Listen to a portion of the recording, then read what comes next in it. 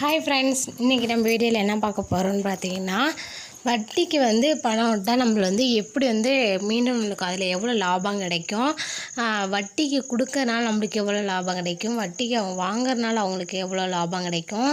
So இது எப்படிலாம் செய்கிறாங்க, இது எந்த மாதிரிலாம் செய்யணும், எந்த மாதிரிலாம் செய்யக்கூடாது அப்படிங்கிறதாங்க வீடியோ ஸ்கிப் பண்ணாமல் முழுசாக பாருங்கள். நம்ம சேனலை இதுவரை நீங்கள் சப்ஸ்கிரைப் பண்ணலன்னா சப்ஸ்கிரைப் பண்ணிக்கோங்க. வாங்க நம்ம வீடியோக்குள்ளே போயிடலாம்.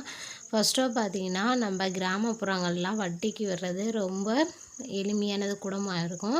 இது பார்த்திங்கன்னா பேங்க்லலாம் எவ்வளோ வட்டிக்கு தருவாங்க அப்படின்னு பார்த்தீங்கன்னா, அதெல்லாம் பார்த்தீங்கன்னா ரூ. 1 வட்டி, ரூ. 1 வட்டி அதுமாரி தருவாங்க. இதே பார்த்தீங்கன்னா பைனான்ஸ், அதாவது வட்டிக்கு கொடுக்கக்கூடிய ஆஃபீஸிலேயே பார்த்தீங்கன்னா அதுக்கு கொஞ்சம் ரேட் போட்டு அதை மாதிரி விடுவாங்க.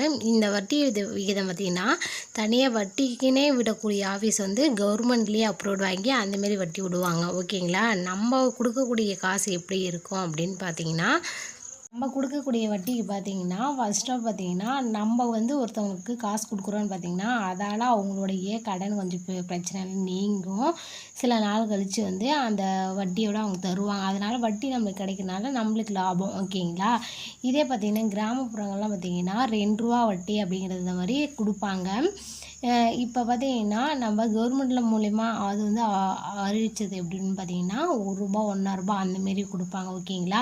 ஒரு சிலர் பேர் பார்த்திங்கன்னா வட்டிக்கு காசு வாங்கிட்டு அது ரிட்டன் தராமையே நம்ம மேலேயே கேஸ் கொடுத்துருவாங்க. ஓகேங்களா. அதனால் ஏன்னு பார்த்தீங்கன்னா இவங்க கந்து வெட்டி போடுறாங்க அப்படிங்கிற மாதிரி சொல்லிடுவாங்க. ஸோ நம்ம வட்டி காசு கொடுக்கும்போது ஒரு பத்திரமோ இல்லைன்னா ஒரு பாண்ட் பேப்பரோ இருந்ததுன்னா அதில் நம்ம அவங்ககிட்ட ஒரு 50,000னா 50,000த்துக்கு எழுதி வாங்கிட்டு சைன் வாங்கி வச்சுக்கணும். ஓகேங்களா. இல்லைன்னா நம்ம மேலே கேஸ் கொடுத்துருவாங்க.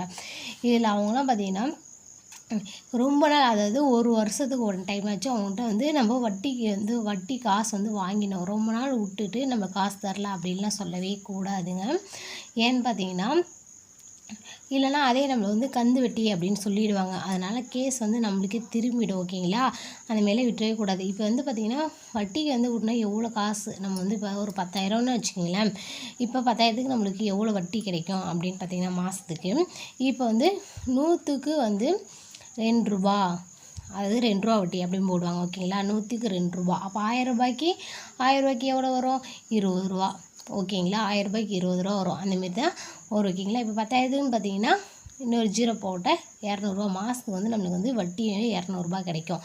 இதே பார்த்திங்கன்னா 12 மாதத்துக்கு எவ்வளோன்னு பார்த்தீங்கன்னா 1,200 நம்மளுக்கு வட்டி 12 மாதத்துக்கு 1,200 இந்தமாரி தான் வட்டி விகிதம் போடுவாங்க. ஓகேங்களா. கிராமப்புறங்களில் இதே பார்த்திங்கன்னா கந்து வட்டி, மீட்ரு வட்டி அதுமாரி நிறைய வட்டிகள்லாம் இருக்கும். அதுவே வட்டிக்கு மேலே வட்டி போட்டு அது அந்தமாரி ஆகும். ஓகேங்களா. நம்ம கிராமப்புறங்களில் போடுற மாதிரி இருந்தால் இது ரூ. 2 வட்டி. ஓகேங்களா. இந்தமாரி தான் வட்டி விகிதம் பார்ப்பாங்க. ஸோ நம்ம வட்டி கொடுக்கறனால இருந்தால் நம்ம ப்ராப்பராக செய்யணும். ஒரு பத்திரமோ இல்லைன்னா பாண்டு பேப்பர்லேயே காசு அவங்கள்ட்ட கொடுத்துட்டு சைன் வாங்கிக்கிறது ரொம்ப ரொம்ப நல்லது. ஓகேங்களா. இப்படி தான் நம்ம வட்டிக்கு காசு கொடுத்து வட்டிக்கு வாங்குவாங்க. ஓகேங்களா. இந்த வீடியோ உங்களுக்கு பிடிச்சிருந்தா வீடியோக்கு ஒரு லைக் பண்ணிக்கங்க, ஷேர் பண்ணுங்கள், கமெண்ட் பண்ணுங்கள். நம்ம சேனலை மறக்காமல் சப்ஸ்கிரைப் பண்ணிக்கங்க. தேங்க்யூ.